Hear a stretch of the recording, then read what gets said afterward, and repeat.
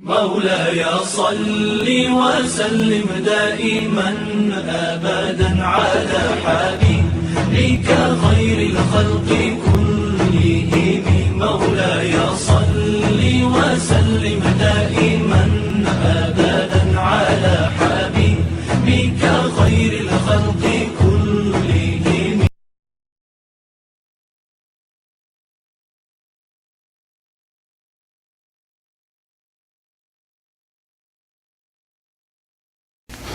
السلام علیکم ورحمۃ اللہ وبرکاتہ. الحمد للہ وحدہ والصلاة والسلام علی من لا نبی بعدہ. اما بعد، میرے معزز سامعین و ناظرین، قرآن کریم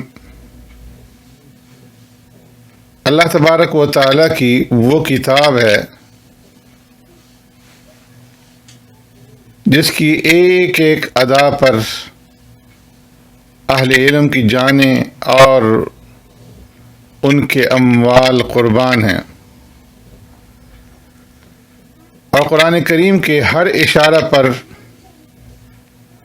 اہل ایمان کی نظریں لگی ہوئی ہیں. ختم نبوت کے مسئلے میں اگر قرآن کریم کے اندر ایک اشارہ بھی ملتا تو کافی تھا، لیکن اللہ تبارک و تعالی نے ختم نبوت کے اس مسئلے کو آنے والی ضرورت کے مطابق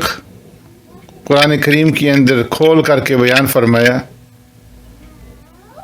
اس لیے کہ اللہ تبارک و تعالیٰ کی ذات علیم و خبیر ذات ہے.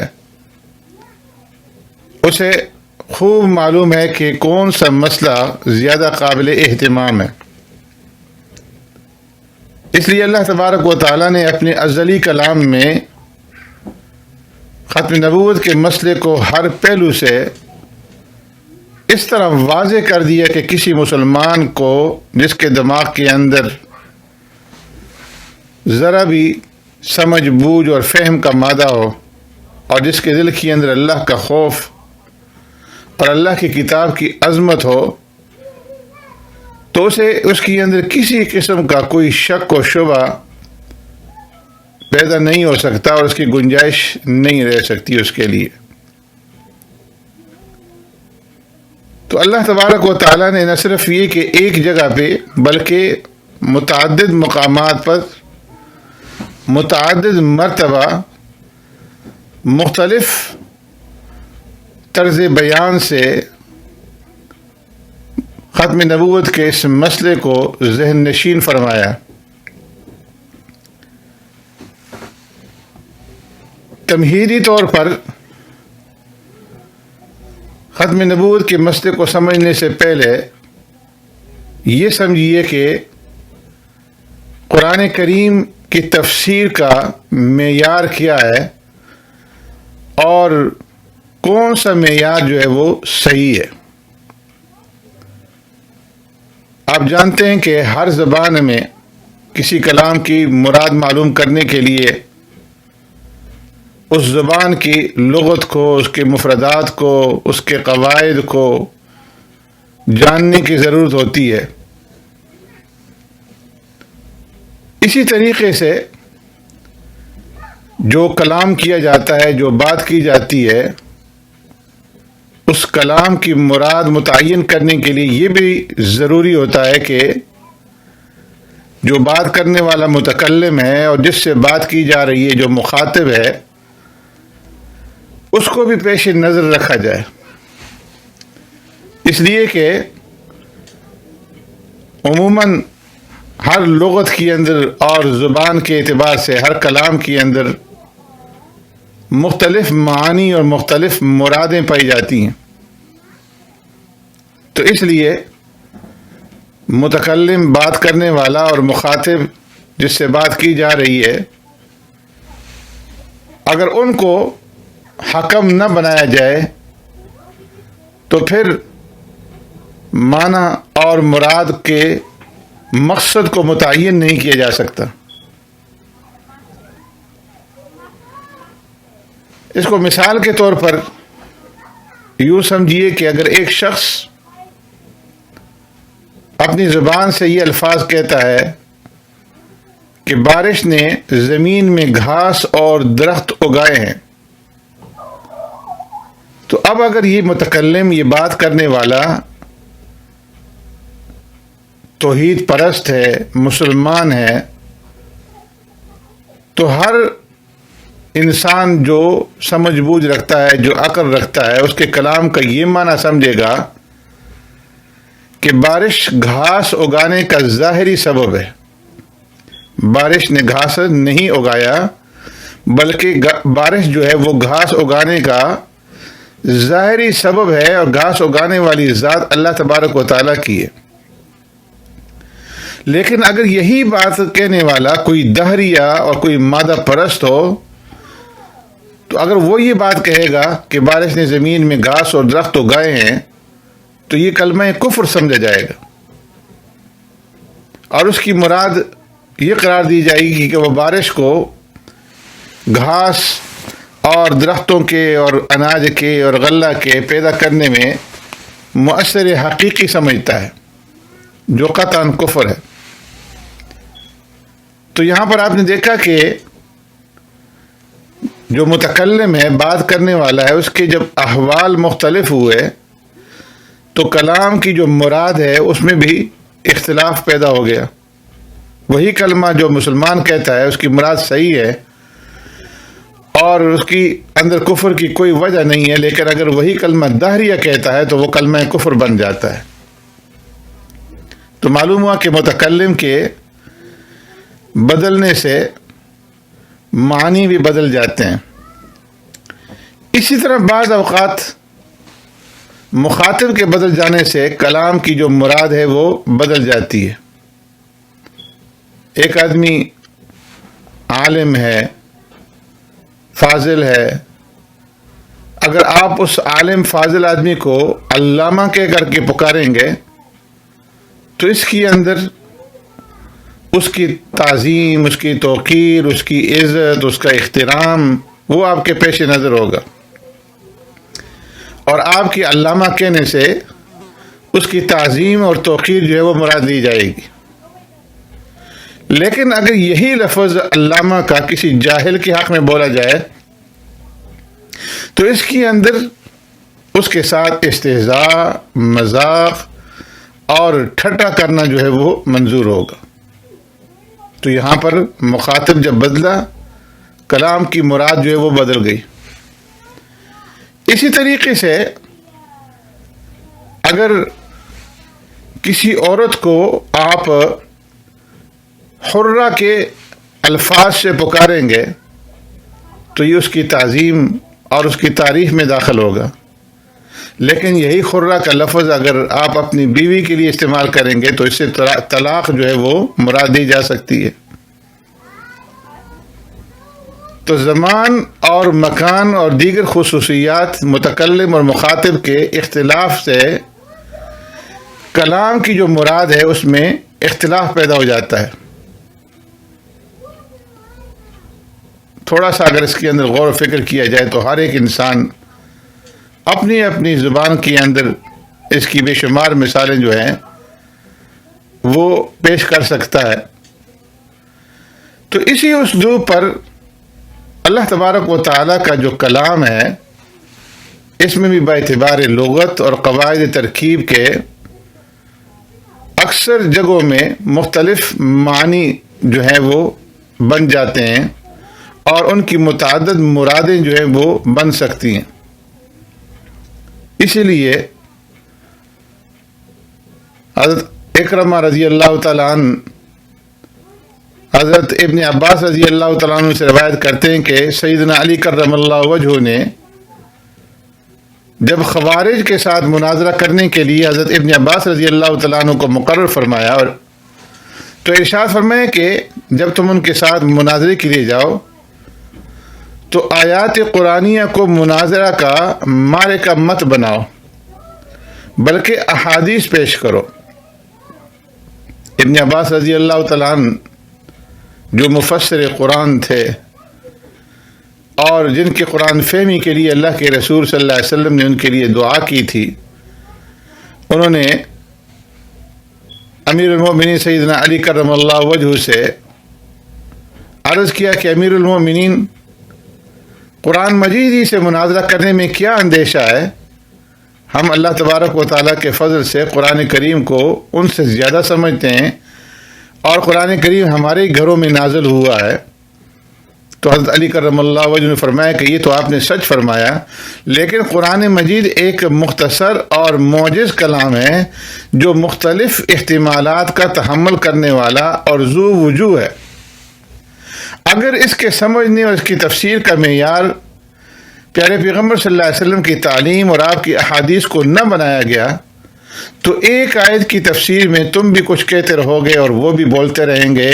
اور کوئی بات فیصلہ کن نہیں ہوگی۔ چنانچہ ابن عباس رضی اللہ تعالیٰ عنہ نے امیر المومنین حضرت علی رضی اللہ تعالیٰ عنہ کی اس بات کو تسلیم کیا، اور مناظرے کے اندر انہوں نے ویسا ہی کیا جس طرح کہ امیر المومنین نے ان سے کہا تھا، یعنی احادیث کو پیش کیا۔ تو خوارج کے ہاتھ میں سوائے رسوائی کے کچھ بھی نہ آیا۔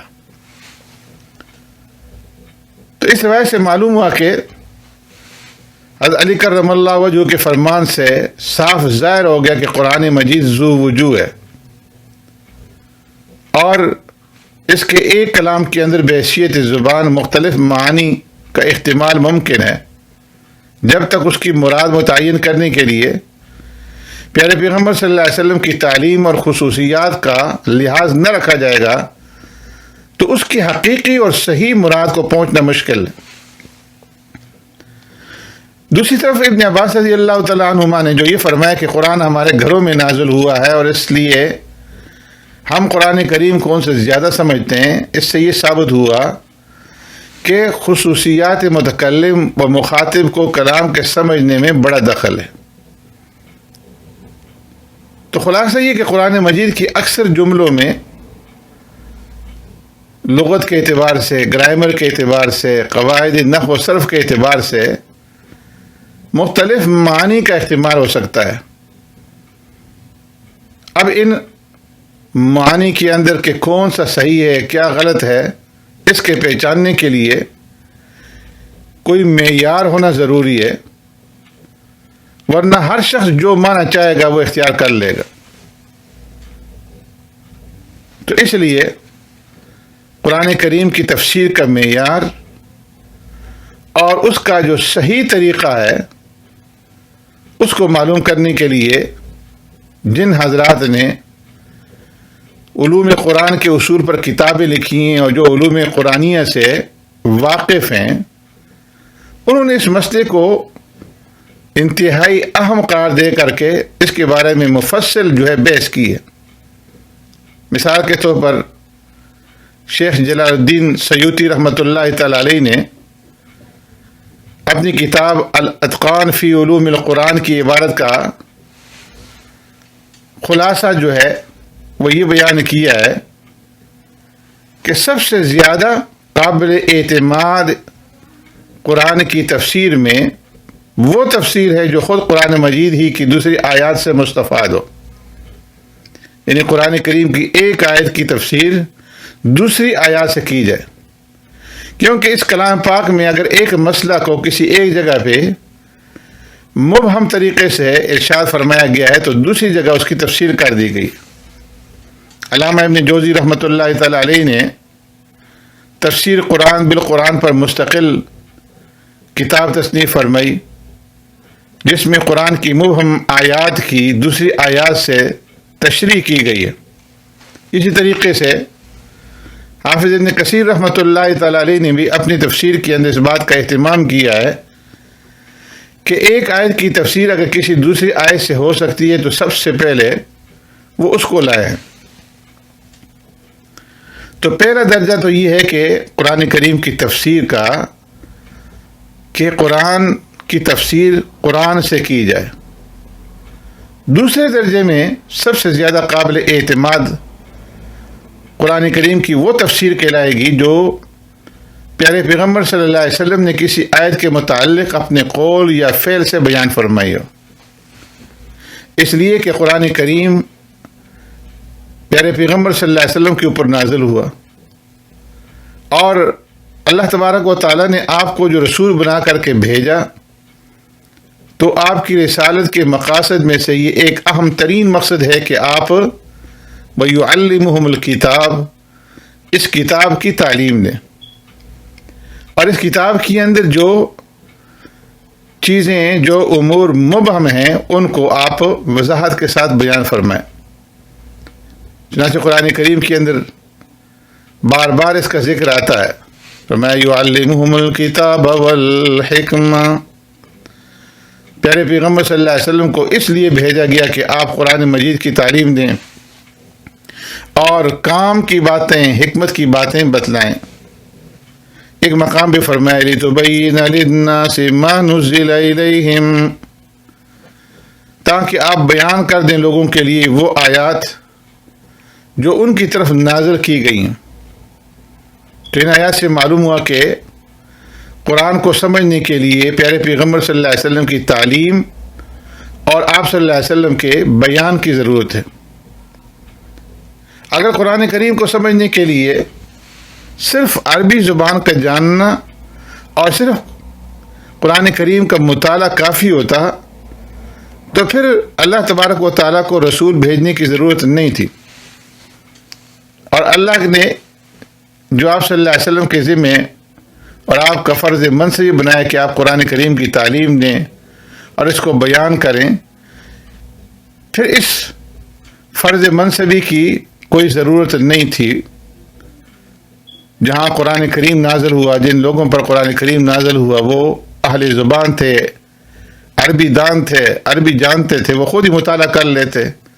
اور خود ہی اس کو سمجھ لیتے۔ لیکن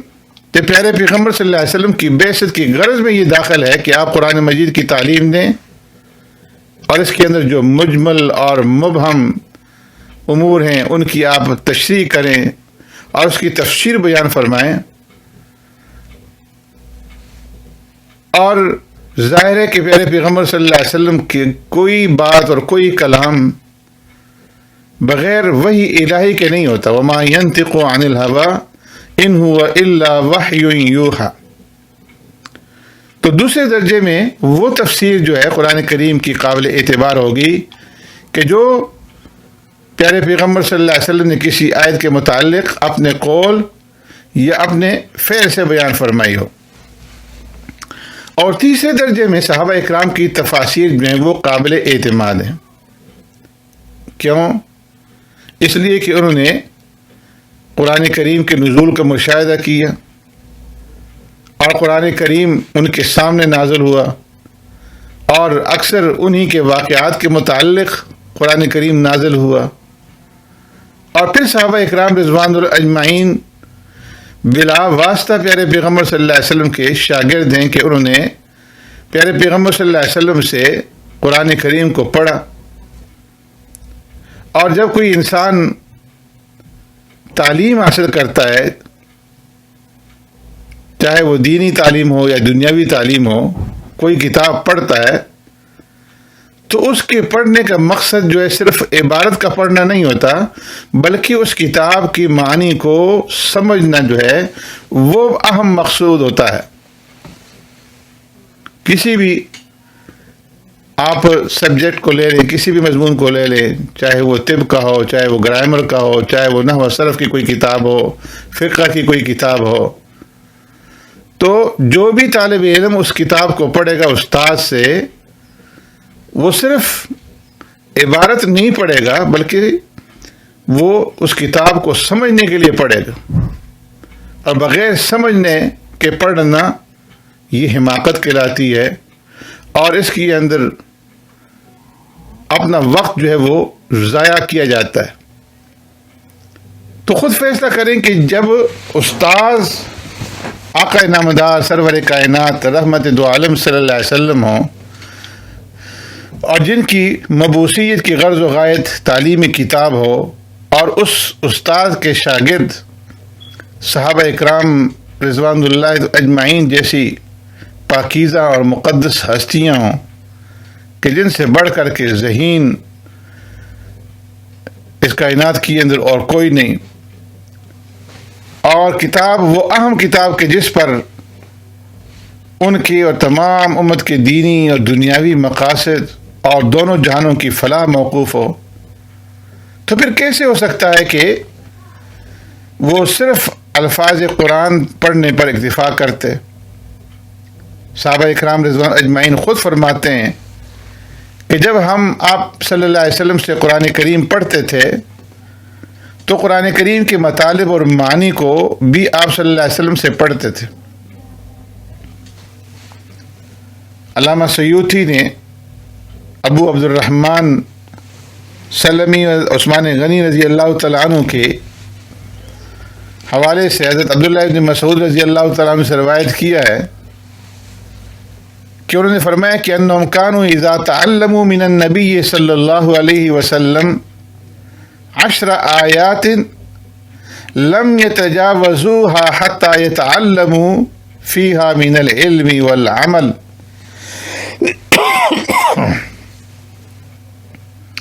قالوا فتعلمنا القرآن والعلم والعمل جميعا۔ فرمایا کہ صحابہ اکرام رضوان اللہ تعالی علیہم اجمعین جب پیارے پیغمبر صلی اللہ علیہ وسلم سے 10 آیتیں پڑھتے تھے تو اس وقت تک آگے نہ پڑھتے تھے جب تک کہ اس کے تمام علمی عملی مطالب پوری طرح سے معلوم نہ کر لیں۔ صحابہ فرماتے ہیں کہ ہم نے قرآن مجید کو پیارے پیغمبر صلی اللہ علیہ وسلم سے سیکھا اور اس کے علم و عمل وغیرہ سب کو معلوم کیا۔ یہی وجہ ہے کہ حضرت عبداللہ بن عمر رضی اللہ تعالیٰ عنہما جیسے جلیل قدر صحابی کو ایک سورہ بقرہ کے پڑھنے میں 8 سال صرف ہوئے۔ اللہ جانتا ہے کہ انہوں نے 8 سال میں کیا کیا علوم اور معارف اس سورت کے حاصل کیے ہوں گے، ورنہ صرف حفظ کے لیے تو چند دن ہی کافی تھے سورہ بقرہ کو یاد کرنے کے لیے۔ صحابہ اکرام رضوان اللہ اجمعین علوم قرآنیہ پیارے پیغمبر صلی اللہ علیہ وسلم سے حاصل کرتے تھے، اس لیے امام الحدیث حاکم نے کہا ہے کہ تفاسیر صحابہ سے اس جگہ صرف وہ تفاسیر مراد ہیں جو شان نزول وغیرہ کے بارے میں وارد ہوئی ہیں، مطلق اقوال صحابہ مراد نہیں ہیں۔ اور چوتھے درجے میں تابعین رحمہم اللہ کے اقوال قرآن کریم کی تفسیر کے بارے میں قابل وثوق سمجھے جاتے ہیں، اس لیے کہ بہت سے تابعین نے پورا قرآن مجید صحابہ اکرام رضوان اللہ اجمعین سے پڑھا اور اس کے وہ علوم اور معارف حاصل کیے جو صحابہ نے آقا نامدار سرور کائنات رحمت دو عالم صلی اللہ علیہ وسلم سے سیکھے تھے۔ تو قرآن کریم کی تفسیر کا جو چوتھا درجہ ہے وہ یہ کہ تابعین رحمہم اللہ کے اقوال اس تفسیر کے اندر قابل وثوق سمجھے جائیں گے۔ اور 5ویں درجے میں قرآن کریم کی تفسیر وہ قابل عمل ہے جو ان ائمہ تفاسیر نے تحریر فرمائی ہو جن کی عمریں اسی میدان کی سیاحت کے اندر ختم ہو گئی، جنہوں نے تفسیر کے باب میں جو اصول ہیں ان اصول کو پیش نظر رکھا ہو، جو میں نے پہلے عرض کی ہے کہ تفسیر قرآن بالقرآن، تفسیر بالحدیث، پیارے پیغمبر صلی اللہ علیہ وسلم کی احادیث، اقوال صحابہ اور تابعین کو اپنا امام بنا لیا۔ یہ 5 اصول ہیں جو قرآن کریم کی صحیح تفسیر کا معیار ہے۔ جو تفسیر ان اصول کے مطابق ہے وہ علماً قابل اعتماد ہے، اور جو اس معیار پر درست ثابت نہ ہو وہ قرآن مجید کی تحریف اور زندقہ اور الحاد ہے، اس کو تفسیر بالرائے کہا جاتا ہے۔ اور تفسیر بالرائے کے متعلق حدیث کے اندر آتا ہے، پیارے پیغمبر صلی اللہ علیہ وسلم نے ارشاد فرمایا من تکلم فی القرآن برأیہ فاصاب فقد اخطأ، کہ جو شخص قرآن کریم کی تفسیر میں اپنی رائے سے کلام کرے اور اتفاقاً اس کا وہ کلام، اس کی وہ تفسیر صحیح بھی ہو، تب بھی اس نے خطا کی۔ اور ایک حدیث میں ارشاد فرمایا من قال فی القرآن بغیر علم فلیتبوأ مقعدہ من النار، جو شخص قرآن کریم کی تفسیر بغیر علم کے کرے اس کو چاہیے کہ وہ اپنا ٹھکانہ جہنم میں سمجھ لے۔ صحابہ اکرام، تابعین اور اسلاف متقدمین کی تفسیروں کے بعد ان کے خلاف کوئی قول ایجاد کرنا اور کسی آیت کی مراد ان سب کے خلاف قرار دینا، اس سے صاف معلوم ہوتا ہے کہ الیاذ باللہ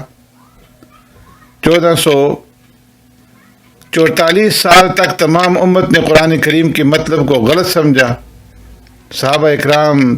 تابعین، تبع تابعین، تمام ائمہ سلف صالحین میں سے کسی کو حق کی طرف ہدایت نہ ہوئی، اور ہم جو ہے قرآن کریم کی مراد کو صحیح سمجھے، تو یہ ایک ایسی بات ہے کہ جس کا کوئی مسلمان جو قرآن مجید کو اللہ تبارک و تعالیٰ کی کتاب جانتا ہو وہ اس کا قائل نہیں ہو سکتا۔ تو خلاصہ یہ کہ صحابہ اور تابعین جو پیارے پیغمبر صلی اللہ علیہ وسلم کے بلا واسطہ یا ایک واسطہ سے شاگرد ہیں، اور تعلیم قرآن جو آپ کی بعثت کا اعلیٰ مقصد ہے، اس کے قابل یہی لوگ ہیں۔ اگر یہ لوگ بھی قرآن کریم کو صحیح نہ سمجھے تو لازم آتا ہے کہ قرآن مجید ایک غیر معمول کلام ہو جائے، کہ اب تک جو امت نے معنی سمجھے وہ آج غلط ثابت ہوئے، تو پھر جو معنی آج قرار دیے گئے ہیں اس پر کیا اطمینان ہے کہ آئندہ جا کر کے وہ غلط ثابت نہ ہو۔ جبکہ صحابہ اکرام رضوان اللہ اجمعین کی شان وہ ہے کہ ان کی شان میں حضرت عبداللہ بن مسعود رضی اللہ تعالیٰ عنہ فرمایا اولئک ابرہم قلوبا واعمقہم علما، صحابہ سب انسانوں سے زیادہ پاک دل والے اور سب سے گہرے علم والے ہیں۔ اور حدیث میں پیارے پیغمبر صلی اللہ علیہ وسلم نے ارشاد فرمایا خیر القرون قرنی ثم الذین یلونہم ثم الذین یلونہم، کہ زمانوں میں بہترین زمانہ میرا ہے اور پھر اس سے ملا ہوا، پھر اس سے ملا ہوا۔ اس لیے امام مالک رحمۃ اللہ تعالی نے فرمایا کہ جو شخص آج کوئی نئی بات ایجاد کرتا ہے وہ در حقیقت یہ کہتا ہے کہ نبی کریم صلی اللہ علیہ وسلم نے معاذ اللہ اپنے فریضہ رسالت میں خیانت کی اور پورا دین امت کو نہیں پہنچایا۔ آج جو شخص کسی آیت کی تفسیر معلوم کرنا چاہے اس کے لیے نہایت سہل اور سلامتی کا راستہ یہ ہے کہ وہ سلف صالحین، صحابہ اور تابعین کی تفاسیر کو اپنے لیے قدوہ اور رہنما بنا کر ان کی اختیار کردہ تفسیر کو قرآن کریم کی مراد سمجھے، اور جو کوئی معنی جمہور صحابہ اور تابعین اور اسلاف امت کے خلاف سمجھ میں آئے اس کو اپنی غلط فہمی اور اپنے علم کے قصور کا نتیجہ سمجھے۔ تو صحابہ اکرام اور تابعین رضوان اللہ اجمعین جو کہ اس کتاب کے علوم میں پیارے پیغمبر صلی اللہ علیہ وسلم کے بلا واسطہ یا صرف ایک واسطہ سے شاگرد ہیں، ان کے اقوال سے تجاوز کرنا اور ان سب اقوال کے علاوہ کوئی نئے معنی ایجاد کرنا قرآن کو ناقابل اعتماد اور ناقابل عمل چیز قرار دینا ہے۔